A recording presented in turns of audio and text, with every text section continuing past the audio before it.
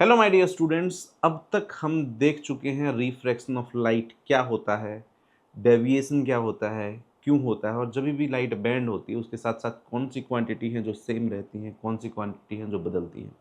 हम देख चुके हैं अब तक प्रिज्म के बारे में भी। अब हम थोड़ा सा देखेंगे रियल एंड एपेरेंट डेप्थ के बारे में, जो हम इंट्रोडक्शन कर चुके हैं। अब थोड़ा उसको इन डेप्थ देखते हैं। Okay, real and apparent depth क्या होता है? एक्चुअल जो डेप्थ होती है स्विमिंग पूल की उसको हम रियल डेप्थ बोलते हैं, बट जितना वो दिखाई देता है, क्योंकि कोई भी चीज़ जो उसके बॉटम पे है उससे थोड़ा उभरा हुआ दिखाई देता है, ऊपर आया हुआ दिखाई देता है, तो वो एपरेंट डेप्थ जो अपीयर होती है उसको एपरेंट डेप्थ बोलते हैं। तो रियल एंड एपरेंट डेप्थ में मान लीजिए यहाँ पे एक पॉइंट है, वाटर है एंड एयर है। ये जो है actual depth is real depth, और यहाँ से कर एक 90 डिग्री मीन्स नॉर्मली अगर कोई रे आती है इट विल कम स्ट्रेट। अगर कोई रे बैंड होती है तो it will bend away from the normal and it appears to be coming from a point जो उससे थोड़ा ऊपर है, जो कि यहाँ पे आई है। So this is known as apparent depth. An object placed in a denser medium when viewed from a rarer medium appears to be at a depth less than the actual depth। हमने बात की थी हम fishing इसलिए नहीं कर पाते हैं क्योंकि जहाँ पे मछली दिख रही है वहाँ पे मछली होती नहीं है। तो this is the difference between real depth and apparent depth. Needless to say कि ये डायग्राम आपके लिए काफ़ी इंपॉर्टेंट है। Please make sure that you practise this. Okay, so ये जो यहाँ पे ये ट्राइंगल आपको दिख आई, अगर ये एंगल ऑफ इंसिडेंस है बिकॉज नॉर्मल के साथ एंगल है, तो और ये आपका एंगल ऑफ आर है, ये दोनों सेम होंगे बिकॉज पैरेलल रेज को ही कट करके आया है। In right angle triangle O A B आपको दिख रही होगी। Sine i is equal to B A by O B. Now in right angle triangle I A B जो आपको दिख रही है, जिसमें साइन आर निकालेंगे, sine r is equal to B A by I B. By definition of refractive index की अब तक हमने कुछ डेफिनेशन देखी थी। सबसे पहली जो डेफिनेशन देखी थी that is sine i by sine r m mu a. Sine i by sine r जब हम ये वैल्यू पुट करते हैं, B A by O B is equal to B A by I B, which will give you I B by O B. A mu M हो गया तुम्हारा 1 by M mu ए जो कि रिवर्सिबिलिटी ऑफ लाइट है, O B by I B. A point B is very close to the point A. Point B is very close to point A. IB is equal to IA and OB is equal to OA हम ले सकते हैं। A mu M हो गया OA by IA, that is real depth, and IA is the apparent depth. This is the new formula for refractive index. So refractive index is nothing but real depth by apparent depth, or you can say what will be your apparent depth, कितना वो ऊपर उठा हुआ दिखाई देगा, क्या appear होगा, that will be real depth divided by the refractive index.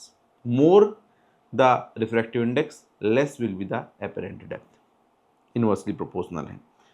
Shift अगर हम देखते हैं तो शिफ्ट क्या होता है, इन दोनों के बीच का जो डिस्टेंस होता है उसको हम शिफ्ट बोलते हैं। Real depth minus apparent depth को हम शिफ्ट बोलते हैं। ओके, तो हम एपरेंट डेप्थ की जगह रियल डेप्थ बाई म्यू लिख सकते हैं, तो शिफ्ट को हम क्या लिखेंगे, real depth into 1 minus 1 by mu. इसमें से हमने रियल डेप्थ को कॉमन लिया है और कुछ नहीं किया है। ये एक इंपॉर्टेंट फॉर्मूला है जिसके ऊपर न्यूमेरिकल भी पूछ सकते हैं और डेरिवेशन भी पूछ सकते हैं, तो please ensure that you do it well. The shift by which the object appear to be raised depends upon number one refractive index of the medium, कि किस मीडियम में ऑब्जेक्ट रखा गया है। भाई पानी है, केरोसिन है, आइस है, वाटर है या हनी है, depending on the refractive index. The thickness of the denser medium, thickness कितनी है, रियल डेप्थ कितनी है, उसके ऊपर भी डिपेंड करता है। Shift increases as the thickness of the denser medium increases, shift उतनी ही ज़्यादा होगी जितनी ज़्यादा डेप्थ है। The colour of the incident light, क्योंकि रेड सबसे कम डेविएट होगा जिसकी वेवलेंथ सबसे ज़्यादा है, वायलेट हुआ, ब्लू हुआ, उनकी वेवलेंथ बहुत कम होती है और ज़्यादा डेविएट होते हैं। Means shift decreases with the increase in the wavelength of light used. Refraction of light at plane surfaces, some consequences of refraction of light, let's see. अब रिफ्रैक्शन ऑफ लाइट हम बार बार ये डिस्कस कर चुके हैं कि आपकी डेली लाइफ में, आपकी सराउंडिंग में, हर जगह है। तो क्या है, a star appears twinkling in the sky. ये बात अगर हम देखें, star appears twinkling in the sky, stars हमसे लाइट ईयर दूर हैं, मतलब जो लाइट आज आप देख रहे हैं वो लाखों साल पहले चली होगी। लाइट ईयर का मतलब यही होता है कि distance travelled by the light in 1 year. मतलब वो जो लाइट अभी आप देख रहे हो वो कुछ लाख साल या कुछ हजार साल या कुछ साल पहले चली होगी, जो आज आपको यहाँ पे दिखाई दे रही है। बट बीच में मीडियम तो बहुत सारा चेंज हुआ है। तो अगर बीच में मीडियम आ गया, मीन्स एटमॉस्फेयर आ गया, क्योंकि अर्थ के पास एटमॉस्फेयर है, तो कभी आप तक आती है और कभी आप तक नहीं आती है। तो इसलिए कभी वो स्टार आपको दिखता है और कभी आपको नहीं दिखता है। इसी को हम ट्विंकलिंग ऑफ स्टार बोलते हैं। The sun is seen few minutes before it rises above the horizon in the morning and in the evening few minutes longer after it sets. इसको हम बोलते हैं अर्ली सनराइज और डिलेड सनसेट। जब तक sunrise हुआ नहीं है उससे पहले सन दिखना शुरू हो जाता है। हमको लगता है कि सन उग चुका है, बोलते हैं सूरज उग गया है, बट एक्चुअली वहाँ पे सन है नहीं, क्योंकि एटमॉस्फेयर जब आता है उससे पहले वैक्यूम है। वैक्यूम के बाद आप रेयर से डेंसर मीडियम में आए, आप बैंड होते रहते हैं, तो वो बैंड की वजह से सन ऊपर दिखाई देता है, होराइजन से ऊपर दिखाई देता है। हमको लगता है सनराइज हो चुका है, अर्ली सनराइज। डिलेड सनसेट कि सनसेट हो चुका है बट वो हमको तब भी दिखाई देता रहता है, same phenomena. Okay, A coin kept in the vessel is not visible when seen from just below the edge of the vessel, can be viewed from the same point when the water is poured into the vessel.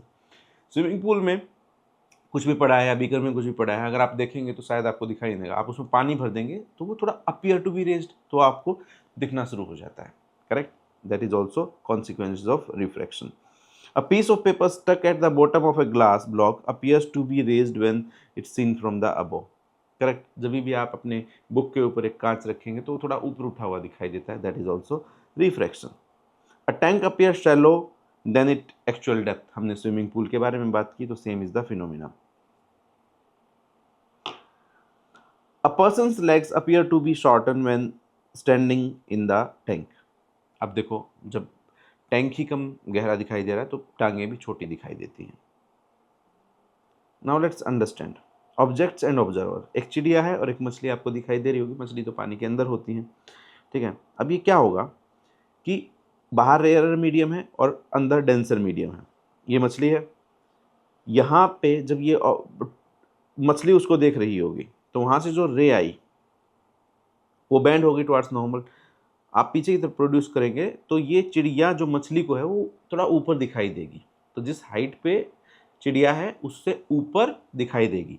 On the contrary, an object placed in the rarer medium when viewed from a denser medium appears to be at greater distance than its real distance. तो अगर कोई आपसे पूछ ले, पानी के अंदर से जब भी आप किसी को बाहर देखेंगे तो बड़े दिखाई देते हैं, ऊंचे दिखाई देते हैं, लंबे दिखाई देते हैं, जिस हाइट पे उससे ज़्यादा दिखाई देते हैं, ठीक है। अगर ये उल्टा होगा कि भाई ऑब्जर्वर बाहर है और ऑब्जेक्ट अंदर है, मतलब अब ये चिड़िया अगर इस फिश को देख रही है तो क्या होगा, यहाँ से एक रे ऑफ लाइट जाएगी, now it will bend away from the normal. आप इसको पीछे की तरफ प्रोड्यूस करेंगे, ये आपको यहाँ पे दिखाई देगी। Means so an object placed in the denser medium when viewed from the rare medium appears to be at lesser depth. Same concept जो स्विमिंग पूल में है, जैसे स्विमिंग पूल कम गहरा दिखाई देता है, वैसे ही जो चिड़िया है उसको ये मछली ऊपर उठी हुई दिखाई देगी, कम डेप्थ पे दिखाई देगी। Refraction of light at plane surface is problem based on the formula real depth by apparent depth. आपके रिफ्रैक्टिव इंडेक्स, अगर आप ध्यान से देखेंगे तो हमने अब तक रिफ्रैक्टिव इंडेक्स को ही बार बार पढ़ा है, उसी के अलग अलग फॉर्मूले हैं, उसी के ऊपर बेस्ड ये क्वेश्चन देखते हैं। A water pond appears to be 2.7 metre deep, ये एपरेंट डेप्थ है। If the refractive index of water is 4/3, find the actual depth of the pond. Okay, ये 2.7 मीटर है, apparent depth 2.7 metre, mu 4/3, actual depth आपको निकालनी है, तो real depth by apparent depth is refractive index. अगर आपको real depth निकालनी है तो apparent depth into refractive index आप कर देंगे, it will become very easy. So you can put the values and see, ये यहाँ पे आपको जो स्टेप्स दिखाई दे रहे हैं आपको सॉल्व करते हुए ये स्टेप्स दिखाने होंगे आपकी एग्जाम कॉपी में, then only you will get the marks. तो शॉर्टकट नहीं लगाने, always write the formula. Next question है, a coin is placed at a bottom of a beaker containing water, refractive index आपको दे रखा है to a depth of 12 centimetre. Okay, वो real depth है। By what height the coin appears to be raised when seen from the vertically above. तो समझते हैं, यहाँ पे रखा गया है ये 12 सेंटीमीटर जो उसकी रियल डेप्थ है। तो mu is 4/3, real depth is 12। To find shift, shift क्या होती है, real depth minus apparent depth. तो shift is equal to real depth minus real depth by mu. तो आपके पास फॉर्मूला है, just put the value, you will get your answer. तो 3 centimetre is the shift. ये फॉर्मूला भी आप याद कर सकते हैं, और बाई एनी चांस फॉर्मूला भूल जाएं तो कोई ज़्यादा टेंशन लेने की ज़रूरत है नहीं, क्योंकि आप real depth minus apparent depth वैसे भी करेंगे तो भी आपको सेम ही आंसर आएगा और आपका आंसर करेक्ट होगा। A postage stamp kept below the rectangular glass block of refractive index 1.5 and viewed from vertically above, it appears to be raised by 7 mm. आपके पास रियल डेप्थ है, आपके पास शिफ्ट है, calculate the thickness of the glass slab. Thickness आपसे पूछी गई है। Let's try and understand this question. Mu आपके पास है, शिफ्ट आपके पास है, रियल डेप्थ आपसे पूछा गया है। Shift is equal to real depth into 1 minus 1 by mu. Just put the value, as simple as that. Okay,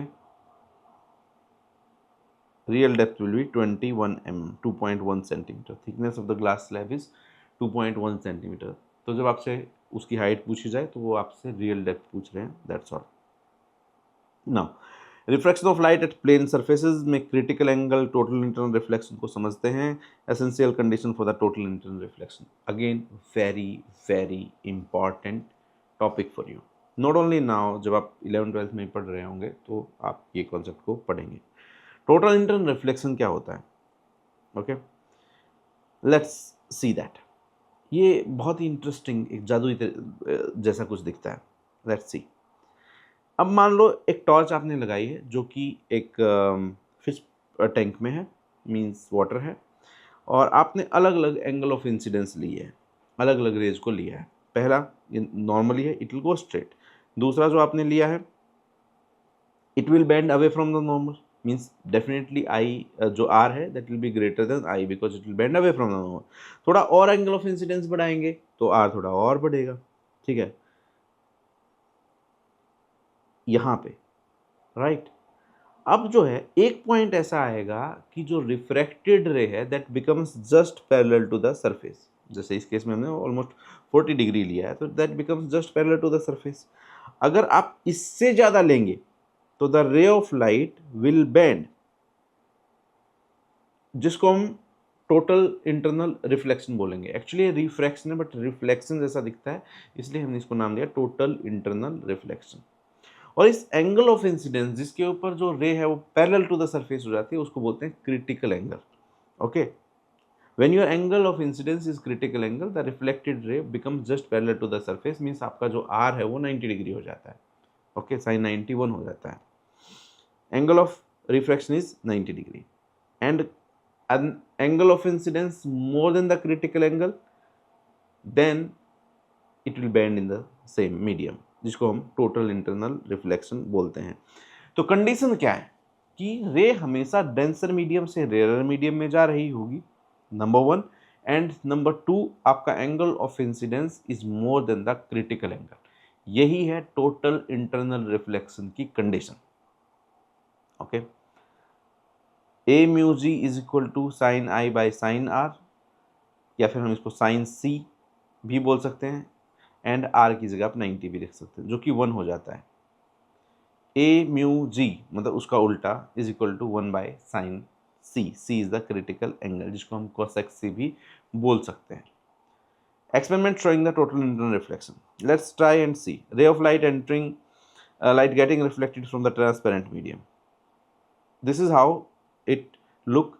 अब ये देखो, ये रे ऑफ लाइट कहीं से आई, ऑन द टॉप सरफेस से बाउंस करके वापस पानी में आ गई, मतलब ये रे कभी भी डेंसर मीडियम में जाएगी, डेंसर मीडियम को छोड़ेगी नहीं, मतलब रेयर मीडियम में जाएगी ही नहीं। इस कंडीशन को हम टोटल इंटरनल रिफ्लेक्शन बोलते हैं। इसकी बहुत सारी एप्लीकेशन है जो आगे आने वाले सेशंस में हम देखेंगे, जैसे कि आपका मिराज की फॉर्म होता है, मिराज के टाइप्स भी आप पढ़ सकते हैं। तो बहुत सारी चीज़ें, या स्टेथोस्कोप इतना क्लियरली क्यों दिखाता है, ऑप्टिकल फाइबर्स क्या होती हैं, इन सब को हम टोटल इंटरनल रिफ्लेक्शन में पढ़ते हैं। Let's see them in next session and अगर आपका कोई भी डाउट है तो please write to us in the comment section, will try to help you out with those. Thank you.